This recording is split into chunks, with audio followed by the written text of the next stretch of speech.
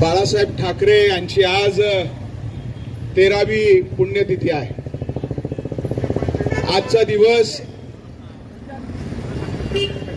तमाम सर्व शिवसैनिकांना आणि या मुंबईतील महाराष्ट्रातील नवे जे बाळासाहेबांवरती प्रेम करत होते त्यांच्यासाठी एक आठवणीचा दिवस आहे।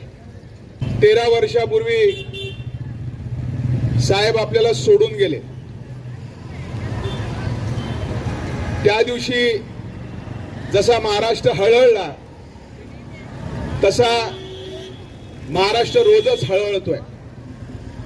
कारण आज कुठलीही महाराष्ट्रापुढची मोठी संकट येऊ देत, कुठलाही मराठी माणूस अडचणीत येऊ दे, त्या मराठी माणसाला नेहमीच बाळासाहेबांची आठवण जरूर येते। कारण आज बाळासाहेब हवे होते असा हा प्रत्येक मराठी माणूस म्हणतोय। कारण मराठी माणसांची बाजू भक्कमपणे लढणारा असा हा लोकनेता होता, लोकपुरुष होता, महापुरुष होता। आणि त्याचेच विचार घेऊन त्यांचेच जे काय आम्हाला मार्गदर्शन आहे ते घेऊन आम्ही सगळेजण ही मार्गक्रमणा गेल्या 13 वर्षापासून करतोय।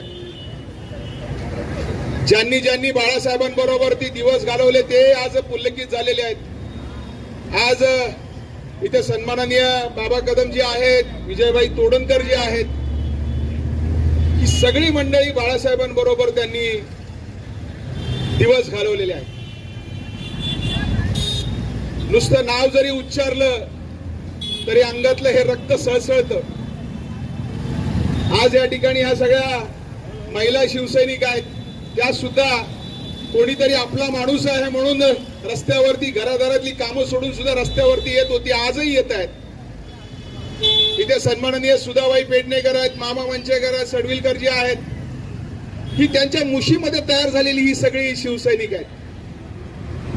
आणि माझ्याबद्दल जर म्हणाल तर वयाच्या 10व्या वर्षापासून ज्यावेळी बाबांनी इथे बाळासाहेबांना आणलं होतं तो दिवसही मला आठवतोय।